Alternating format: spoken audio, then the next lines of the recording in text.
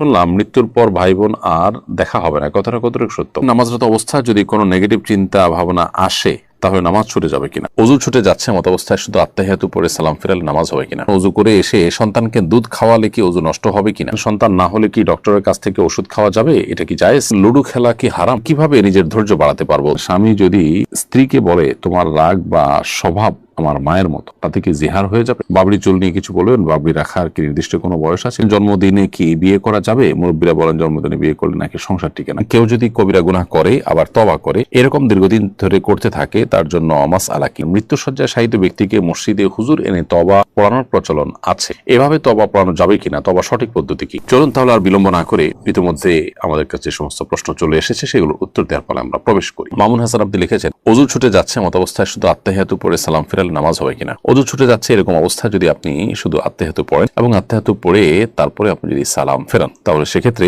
নামাজ হয়ে যাবে। কারণ দুরুদ এবং দোয়া মাসুরা বিশুদ্ধ মত অনুযায়ী এটা ওয়াজিব নয়, যার কারণে আত্তাহিয়াতু পড়ে আপনি সালাম ফিরে তারপরে আপনার প্রয়োজন আপনি পূরণ করলেন, সেটি জায়েজ আছে। মাই ড্রিম আইডি থেকে আপনি লিখেছেন, অজু করে এসে সন্তানকে দুধ খাওয়ালে কি অজু নষ্ট হবে কিনা? অজু দুধ পান করানোর কারণে নষ্ট হবে না, কারণ অজু ভঙ্গের বিষয়টি আমাদের শরীর থেকে পবিত্র কোনো বিষয় বের হওয়ার সাথে সম্পৃক্ত। তো মা যখন সন্তানকে দুধ খাওয়ান তখন সেই দুধটা কোনো নাপাক কোনো বিষয় না, বিধায় এ দুধ শরীর থেকে নির্গত হলো, সন্তান পান করলো, তার ফলে মায়ের অজু নষ্ট হওয়ার কোনো কারণ নেই। এস বাইজিদ এসকে আপনি লিখেছেন, যে ব্যক্তি দাড়ি রাখে না তাকে কি সালাম দেওয়া যাবে? দেখুন, যিনি দাড়ি রাখেন না তাকে সালাম দিতে কোনো অসুবিধা নেই। শরীয়ত আমাদেরকে বলে না যে দাড়ি বিশিষ্ট লোকদেরকে দেখে দেখে সালাম দাও। নবী সাল্লাল্লাহু আলাইহি ওয়াসাল্লাম বলেছেন, তুমি সালাম দাও যাকে চিনে তাকে, যাকে চেনো না তাকেও। এই জন্য সালাম আমরা সবাইকে দেওয়ার চেষ্টা করবো ইনশাআল্লাহ, যদি তিনি মুসলিম বলে মনে হয়। হ্যাঁ, কেউ মুসলিম অমুসলিম সন্দেহ হলো, মুসলিম জনপদে অবশ্য বেশিরভাগ মানুষ মুসলিম, যেখানে সেখানে আপনার সন্দেহ করার দরকার নেই। যেখানে অমুসলিম প্রধান সেখানে অবশ্য মুসলিম হওয়ার কোনো আলামত না থাকলে আপনি সালাম দেওয়া থেকে বিরত থাকবেন। এরপরে জাহানারা তামান্না আপনি লিখেছেন, স্বামী যদি স্ত্রীকে বলে তোমার রাগ বা স্বভাব আমার মায়ের মতো, তাতে কি জিহার হয়ে যাবে? না, একটা বিশেষ কোনো বিষয়ের ক্ষেত্রে যদি বলে এর কারণে জিহার হবে না, যেটির কারণে স্বামী স্ত্রীর মধ্যে সম্পর্ক থাকে না এবং সম্পর্কের স্বাভাবিক গতি নষ্ট হয়, সেরকম কিছু হবে না। বিশেষ কোনো গুণ বা বৈশিষ্ট্যের ক্ষেত্রে যদি এরকম স্ত্রীকে মায়ের সাথে তুলনা করা হয়। মোহাম্মদ আলমগীর আপনি লিখেছেন, কেউ যদি কবিরা গুনাহ করে আবার তওবা করে, এরকম দীর্ঘদিন ধরে করতে থাকে, তার জন্য মাসআলা কি? কবিরা গুনাহ করে যদি বারবার তওবা করে আবারও তিনি কবিরা গুনাহ করতে থাকেন, তো সন্দেহাতীতভাবে সেটা তার তওবা যেটা হচ্ছে, সেই তওবাটা যেটা যথাযথ হচ্ছে না, সেটা যে দুর্বল তওবা তার প্রমাণ। অতএব তওবাকে শক্তিশালী করার চেষ্টা করতে হবে। আপনার কোনো অপরাধ হওয়ার পর যে তওবা হবে, সেই তওবাটা এতটা স্ট্রং হবে যে আপনি পরবর্তীতে কোনো অপরাধ করার আগে যেন আগের বার আপনি যতটা সেটার সঙ্গে লড়াই করতে পেরেছেন, দ্বিতীয়বার যেন তার চেয়ে আর একটু শক্তিশালী ভাবে করতে পারেন, তওবাটা যেন একটু পাওয়ারফুল হয়। এরপরেও যদি এরকম বারবার হয়, তো আল্লাহর কাছে ক্ষমা চাইতে আমরা কার্পণ্য করবো না, কারণ আল্লাহ তাআলা তাওয়াব, বারবার তিনি বান্দার তওবাকে কবুল করেন। বাট আমাদের তওবা হতে হবে প্রত্যেকটাই আগেরটার তুলনায় শক্তিশালী। মারিয়া ইসলাম আপনি লিখেছেন, সন্তান না হলে কি ডক্টরের কাছ থেকে ওষুধ খাওয়া যাবে? এটা কি জায়েজ? অবশ্যই সন্তান হওয়ার জন্য কোনো ঔষধ, কোনো চিকিৎসা আপনি সেবা গ্রহণ করতে পারেন, যদি শরীয়তের কোনো সীমা লঙ্ঘন হওয়ার মতো বিষয় সেখানে না থাকে, কোনো অসুবিধা নেই। তানহা তাবাসসুম লিখেছেন, লুডো খেলা কি হারাম? সরাসরি হারাম বলা হয়তো কঠিন হবে, কিন্তু মাকরুহ তাহরিমি থেকে অবশ্যই খালি না। একে তো অনর্থক কাজ, দ্বিতীয়ত যে সমস্ত খেলাধুলা শারীরিক কোনো কসরত নাই, এই সমস্ত খেলাধুলা আসলে কোনো মানুষের রিফ্রেশমেন্টও হয় না, মানুষ আরো বোর ফিল করে। সব মিলিয়ে শরিয়া যে সমস্ত খেলাকে অনুমোদন করেছে সেগুলোতে শারীরিক কসরত আছে, এটা তার মধ্যে পড়ে না, বিধায় দাবা ইত্যাদি সম্পর্কে শরীয়তে পরিষ্কারভাবে নিষেধাজ্ঞা আছে, এটা সেই ক্যাটাগরি খেলা হওয়ার কারণে এটাও নিষিদ্ধের আওতায় পড়বে এবং একজন মুসলমান সময় কাটানোর উদ্দেশ্যেও এটি করা উচিত হবে না। মোহাম্মদ বাবলু মিয়া আপনি লিখেছেন, হিংসা কিভাবে ছেড়ে দিব? যার ভেতরে বিন্দু পরিমাণ হিংসা রয়েছে সে তো জান্নাতে প্রবেশ করতে পারবে না, সুতরাং হিংসা কিভাবে ছাড়া যায়? ভাই বাবলু মিয়া, হিংসা ছাড়ার জন্য যার প্রতি হিংসা হয় তার জন্য আপনি দোয়া করবেন, দেখবেন আপনার হিংসা কমে যাবে। আবার আল্লাহ রাব্বুল কাছে পানা চাইবেন, আল্লাহ যেন অন্তরকে,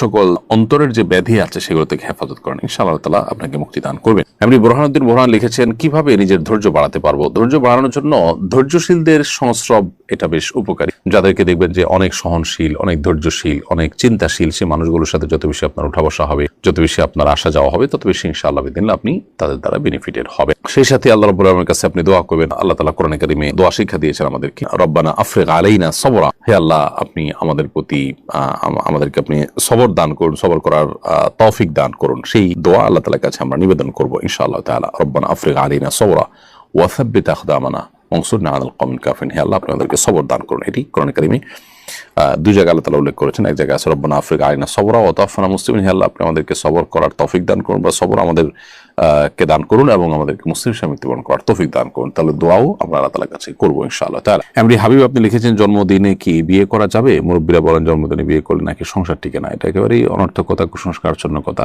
যে কোনো দিন বিয়ে হতে পারে, জন্মদিনে বিয়ে হতে কোনো অসুবিধা নেই। মোহাম্মদ তাওহীদ লিখেছেন নামাজরত অবস্থায় যদি কোনো নেগেটিভ চিন্তা ভাবনা আসে তাহলে নামাজ ছুটে যাবে কিনা। নেগেটিভ চিন্তা ভাবনা আসলে নামাজ ছুটে যাবে না, তবে আল্লাহর অস্তিত্ব সম্পর্কে বাজে চিন্তা যদি আসে সাথে সাথে সেটা আপনি ডাইভার্ট করে ভালো চিন্তায় রূপান্তর করার বা তওবা করার বা অন্য দিকে নিয়ে যাওয়ার চেষ্টা করবেন, কিন্তু এর কারণে নামাজ নষ্ট হবে না। আর ইচ্ছাকৃতভাবে এরকম চিন্তা যদি আপনি করেন সেটা গুনাহের কথা, কিন্তু সেটা নামাজ নষ্ট হওয়ার সম্পর্ক নেই। শারমিন সুলতান আপনি লিখেছেন আমার ননদরা আমাকে অপছন্দ করে, বদনাম করে ও ক্ষতি করার চেষ্টা করে। স্বামী সবসময় তাদের পক্ষ নেয়, আমার কথা বিশ্বাস করে না। শ্বশুর শাশুড়ি নেই, তাই স্বামী চায় আমি তাদের মন জয় করি, কিন্তু 8 বছরে তা সম্ভব হয়। এখন আমি যোগাযোগ কমিয়ে দিয়েছি, এদিকে আমি ভুল করছি।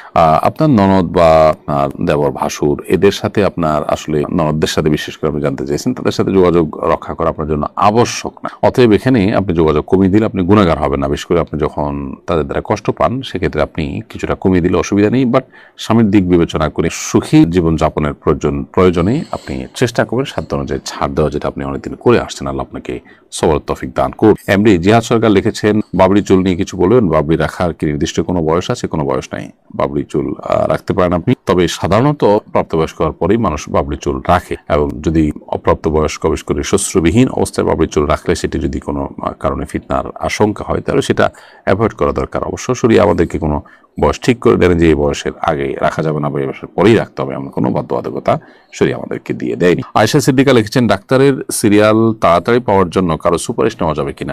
সিরিয়াল যখন করা হয় ফোনে বা আপনার অন্য কোনো উপায়ে যখন সিরিয়াল করা হয়, সেই সিরিয়ালকে আপনি সুপারিশের মাধ্যমে যদি আগায় আনেন তাতে যদি অন্য কারোর অধিকার নষ্ট না হয় সেটা ঠিক আছে।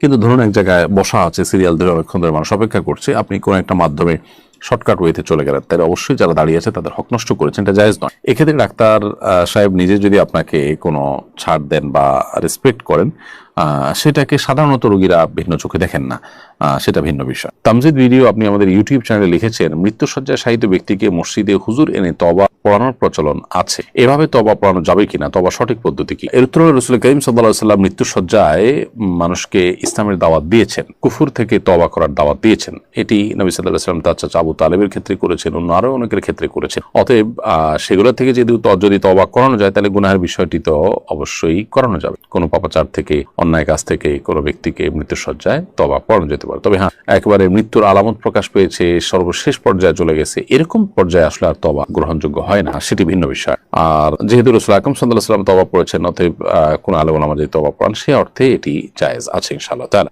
লিয়া আক্তার আপনি লিখেছেন শুনলাম মৃত্যুর পর ভাই বোন আর দেখা হবে না, কথাটা কতটুকু সত্য? ভাই বোনের দেখা মৃত্যুর পর আর হবে না এমন কোনো কথা কোরআন বা সুন্নাহ কোথাও আছে বলে আমাদের জানা নেই। অতএব এটি একান্ত কারো মন গড়া কথা। যদি ভাই বোন জান্নাতি হয়ে থাকেন তাদের সাথে সাক্ষাৎ হবে, কিয়ামতের ময়দানে সাক্ষাৎ হতে পারে। আল্লাহ তাআলা বলেছেন ইয়াউমা ইয়াফিরুল মারউ মিন আখিহি ওয়া উম্মিহি ওয়া আবিহি, মানুষ কিয়ামতের ময়দানে নিজের ভাইকে দেখে পলায়ন করবে।